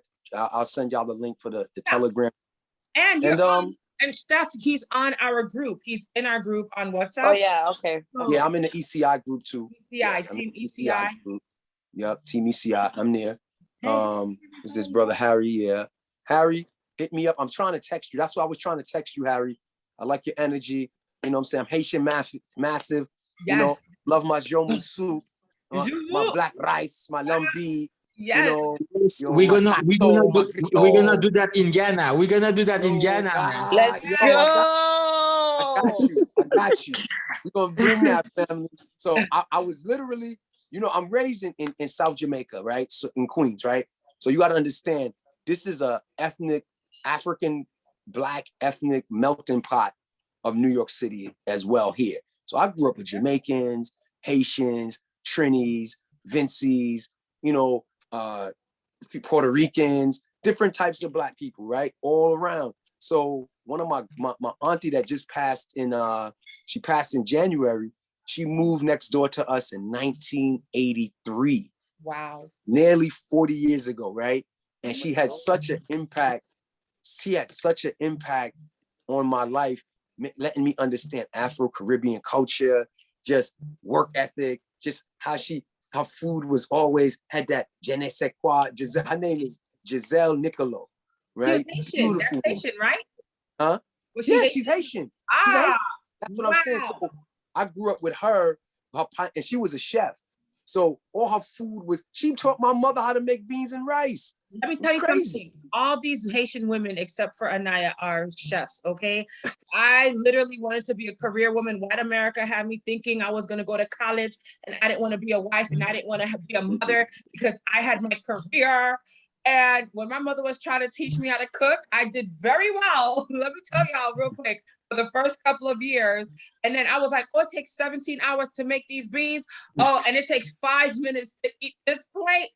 That didn't add up to me. I told you the math never worked out. So I said, okay, something is not working. I have too much to do with my schedule. And I traveled so much that I started to eat other cuisines around the world. So true story, to this day, when it comes to cooking Haitian food, I honestly regret not sitting there and learning, because my mother's a chef. It goes in our lineage. My grandfather was one of the first chefs to travel on a cruise line.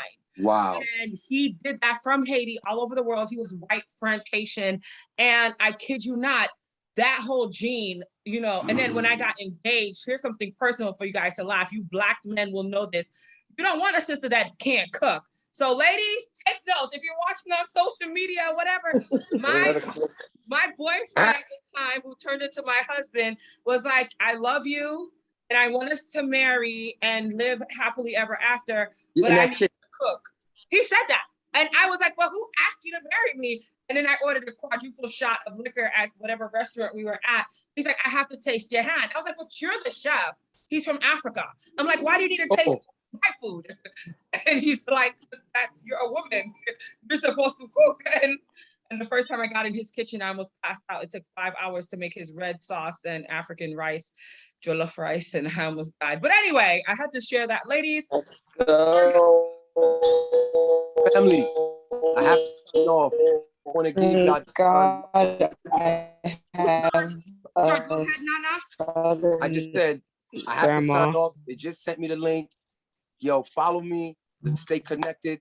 Let's, you know, let's do the work that needs to be done to build the future that we want to live in. Nobody else but us is going to do it. What we got is us. We're not perfect. We're not the best, but we got each other. So let's use that. And I love you all. Peace, Black power, and Black love, y'all. Peace. We love you. Thank you, sis. Love you, sis. Brother. Love you, brother. Thank you. All right. Peace. This was so amazing with our brother. And Steph, back to you. Ocean, Queen Ocean, you're having a tremendous difficulty with your phone. We can't hear you. I don't know if something is happening. We can't hear you very well. It's fading in and out when you're speaking. So I don't know, maybe sign off and jump back in, and maybe that will fix the problem. It's probably my house. Oh, okay. It sounds better now. Steph, back to you real quick, and then we'll take Valerie and then Queen Ocean. Steph, what is that conversion from $2? I think it's about $5. Wow. Yeah. There you have it, folks. It's about $5 in her community for a gallon of gas. In her community, it's called liters. And we got the conversion rate so that you all can understand what's going on in different communities. You say Canada, I say Canada. So in Canada, in Toronto, her gallon of gas is about $5 as well. And she has a luxury vehicle, as we've learned. So my sister is not happy about this, I presume. Not too happy at all. Not too happy at all, honey. Woo, Valerie, Sister Valerie, let's talk to you real quick, because we had RBG NYC on, who was actually a professor, or no, I'm saying professor, because in South Florida and stuff, how much these people make is crazy. Like, they make like the same amount as the people that are fixing the school. He was not a professor at the school. He wasn't even the principal. He just did, I don't know what he said he did again, y'all. He did maintenance, or he cleaned up, he didn't clean up the school, but he fixed stuff at the school and was making $80,000 a year at the school. And Val, you missed his whole testimony, but I'll put this link out on YouTube when we're done. And he had to leave his job, Valerie, at the school, at the DOE, because of the vaccination. So, Valerie, how are things going with the DOE? If you care to share, if you cannot, I will get it. But a lot of people are losing their jobs, and I know we've had conversations, but I wanted to know, how are you doing at this time, my dear?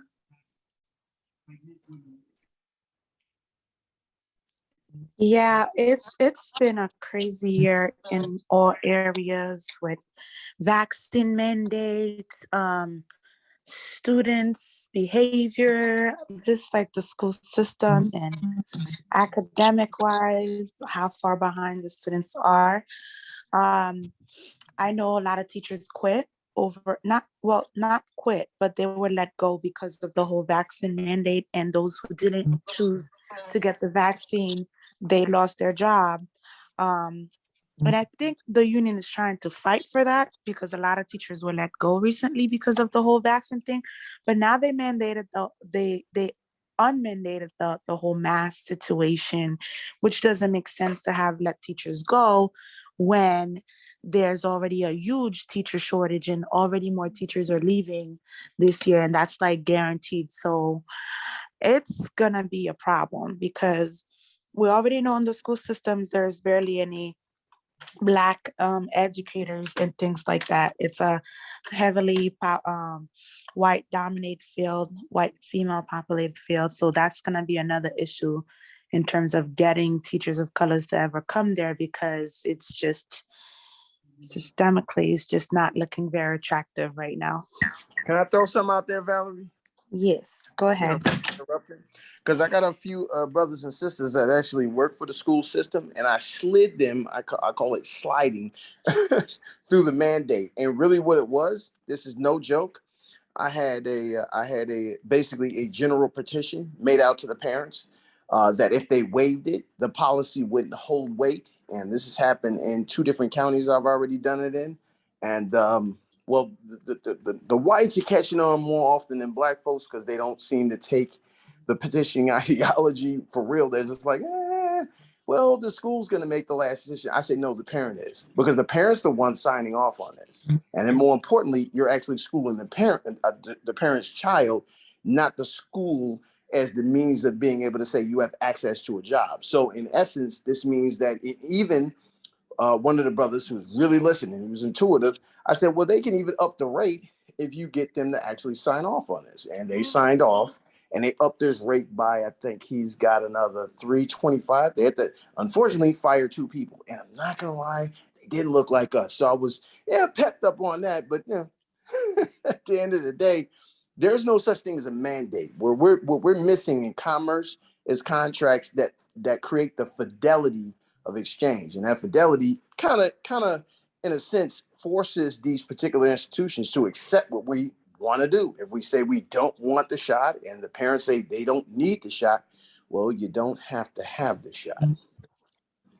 Interesting. Thank you. Over here in Canada, what I did, and there was like when they had that mandate, what a lot of people did is they actually went out and got a religious letter. I don't know how it works over there in the US, but a lot of people avoided losing their jobs based on that religious letter that was out there at that point too. And guess what that is? That's nothing more than a contract telling the state exactly. They have to follow the requirement of not just your religious ideology, but the principle of your contract, which is to say that God wouldn't allow me to do it, equivalent to a third party said I didn't have to do it. So legally, I don't. In the states, there you don't. There exactly. You go. Yeah, that's what I was just like, well, that's he's exactly what we're missing. That's what we're missing, plain and simple. And we are not in the contracts. We're not in the finance. We're not in the distribution of finance. And then just like Professor said, you start talking about, okay, let's say we have to pay for that. It's like where the blacks are gonna be like, and the whites are gonna be right. There you go. And that's where I'm at right now. With, I hate to say it, a lot of people that are in schools solidified by one principle. It's the tax dollar that determines what you have what you have to do and what you don't have to do.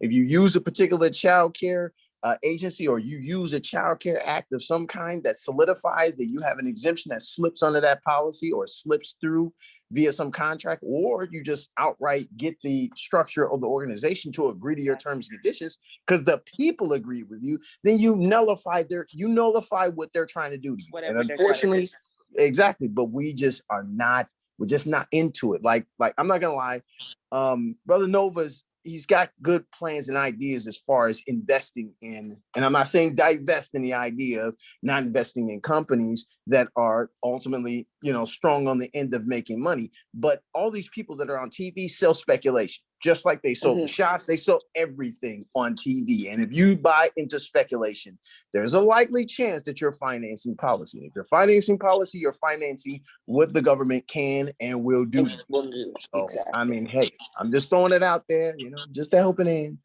And both of you guys are saying the same thing, but it's just we all need to be reprogrammed to understand that the government is against us, and we just need to all circle around ourselves and be together to understand how we can work to avoid doing whatever they say. Whatever they say, we do the opposite.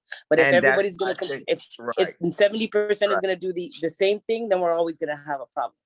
That's why I say I even put it into the group chat. The symbiosis is just us collectively acting as an ecosystem. I eat, I go and I give you my, my access. You take the access and ultimately recreate something, and it spins around and comes back as a benefit in some way, shape, form, or fashion, just like recycling. But the principle is it never has a middleman. That's what a symbiosis is. But hey, who wants to read science fiction all day? Who wants to play with the And ideas? it's just the limited that's gonna do that. It's like, there you go. Yeah, Yes, ma'am. Yeah. Yep. Wow. Well, we have so much to unpack when it comes to these subjects, and I'm so glad that we're all here together. I want all of us to literally stay connected in every way we can. Thank you so much, Brother Phil. I hope this is not the last time we hear from you because you have so much knowledge. We have a presentation coming up, by the way, in 2 weeks with our neighborhood insurance brother, Dr. Exuma. That will be live on location with your Gunaya and the rest of the team. We could have about 10 people in the building for that.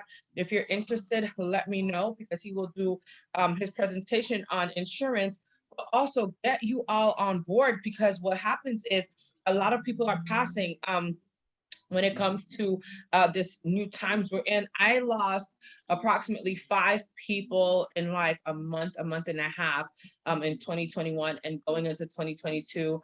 The devastation, the pain, the hurt, you name it, because one minute you're with the person and the next minute they're like literally not here anymore. And I just have all these flashbacks of conversations. And then of course, Facebook don't never let you forget your friends and those that you love because they constantly remind you with the pictures. Like last year at this time, you were here. 6 months ago, you were here with them. And now today we're not here with them. And it's killing me because, right now I would be sharing so many great, stories and so, oh my God, I might get emotional, but oh man, it's been such a rough past couple of years, I'm sorry, guys. Whew. When I think about some of these people that we've lost, but we're still here. And I want to stay on a positive note as we close out. I apologize. I just had a flashback of, somebody who was super supportive and who was always with us and who always did great work. And who was like a cousin. We had the same last name in real life. And I never find people with my last name. So we just adopted each other. Thank you, Queen Ocean, for the hugs. I say that to say we're still here. We'll be doing a life insurance policy presentation in, just 2 weeks or so in Harlem. We have our physical location. So if you're in the community and you want to join us, feel free to do so. Just give us a call and let us know because we have to kind of sign you up so you can get in the building and come through, security and things of that nature. And we can only have a certain amount of people in the building. So that's why we want to make sure we follow protocol. But I'm sorry, I just had that breakdown real quick. Oh my God, I'm such a nerd. Anyway, with that being said, we're gonna close it down. But Harry, there is somebody that I know that would be very interested besides Nova in the agriculture and the different things that you were discussing earlier. For sure, brother and Professor Philip, we would love for you to stay in touch with us as well on Team ECI. Steph and I are a part of iGenius. We want you all to learn more about that. So if anybody's interested in learning more about NFTs and just making waves in that space and learning the new thing that's happening out there, Steph can definitely get you on top of that. Queen Ocean, we want you to visit us more and stay on board with us. Sign up to Team ECI 347-617-6873. Valerie, we're praying for you with the whole school system thing because we know how difficult that can be, and we want to just pray for your strength. Besides everything else you be going through as an activist and as a young person, we love you and we're always here for you. Let's follow up after this call. Of course, babes, of course. And Sister Velma, who hasn't been as vocal this evening, we love you. And hopefully I see you tomorrow night, Sister Velma. I'll DM you with that information as we move forward. And even I'll see if our sister Valerie can even join us too, because sometimes we just have to release and just whatever, let go of all of the problems of the world for sure. And so let's try to link up, but it's open now for the next 5 minutes or so. for anybody that wants to share any closing remarks. Let's try to end on a positive note because the world is crashing every moment, but let's try to stay as positive as possible as we end this evening. Anybody want to share anything? Now is your time. Well, I do got good news for you guys. So me and my sister Natasha, we're starting up our own candy shop. Woo, congrats. So yeah, we're gonna try and go into business, like, you know, selling cotton candy, you know, candy apples, cakes. So I mean, I'm gonna definitely tell you guys more about that later as we get more established. But yeah, that's the good news. That's amazing, and we want to stay in touch. I love candy. I shouldn't love candy. I love candy. And today I was gonna buy some sour stuff, and then God said, "No, Anaya, stay away." But let us know because I love cotton candy, girl, and I can have it a little bit, just a little bit. Thank you so much for sharing that great news. Black entrepreneurs, whoop whoop, yes. Awesome. Anybody else? Anybody else want to share anything before we shut it down? Any positive words? Anything? Well, I definitely appreciate you guys inviting me in. I do appreciate that. Brother Gamble, that's RBG, was like, yeah, man, you don't have to get on the call. I said, man, come on, I gotta get out of bed. So I had to get out of bed and I had to come and entertain y'all. Yeah, now. But yeah, he's a good dude. I'm working with him right now. He's good people. And I'm hoping that for the most part, everything I've genuinely tried to put forth in the last 20 years really manifests in like real time this year. It's been hectic, but there are so many things that are potential and idealistic and everything that's right here in our hands, all the information, and we just got to use it. That's really what it comes down to. We just got to use it. That makes me feel good to know that, hey, somebody just made $1 million. I'm like, oh, okay, great. I mean, but he lived in the neighborhood. Yeah. It's nothing. He didn't leave. You know what I mean? That's what I want to see. I want to see that. I want to see that before I go. That's what I want to see. Love Beautiful it. thing. Love it. We love that. We love to hear that positive energy and the support for one another. That's what it's about. We have to support each other. So thank you for sharing that. Yes, ma'am. Of course. I'm going to put that number again for you all to join our WhatsApp. Sister Steph already shared it, but Steph, did you want to close out with anything, any way for us to stay in touch with you, especially for iGenius? Just to piggyback off of what the professor said, it's one thing to have the goods and the luxury and all of that shit. We need to bring the elevator down and start showing other people what it is. And as you've mentioned, we are part of a platform where, regardless of where you are in the world, regardless of what shape or background, doesn't matter who you are, if you're somebody that wants to really, really understand how to invest in your not only the financial markets, but yourself, to start reprogramming reprogramming your mind to understand that there is another way to get other options. We do have iGenius as a platform. You can always reach me at Steph Winter XO on all my social medias. I believe on Twitter I'm at Steph Winter Wins. I'm gonna throw it in the chats right now. Give me 1 second. But again, I just believe that we should all get together and really, really start reprogramming our minds. We definitely know that there is a major problem. It's not gonna get any better for us right now. We just gotta focus on how we're gonna fix the problem and move forward. Absolutely, sister. That's what it is. Let's work together. Teamwork makes the dream work, honey. I love that saying. And that's what I stand on, daily. If we're not working together, first of all, ain't nobody saving us. We have to save ourselves. So there you go. That part, right? So let's all follow up throughout the week, please, Steph. Long overdue for a call. I know what's going on with me now. I'm feeling better. Thank God. Emotionally, sometimes I have these little moments where I'm like, oh my God, I miss my people. But hey, physically, I'm doing better. And you know what? Stress is another huge factor, I think. So I'm going to try to not stress out as much. I need to stick around for a little while, as we all do. Brother Eternity Team, love the name. I don't know if you wanted to say anything as we close out, brother. I know he had another Zoom that he had to attend. So I know we will follow up with him for sure. Thank you, Steph, for dropping your information. Thank you, Queen Ocean.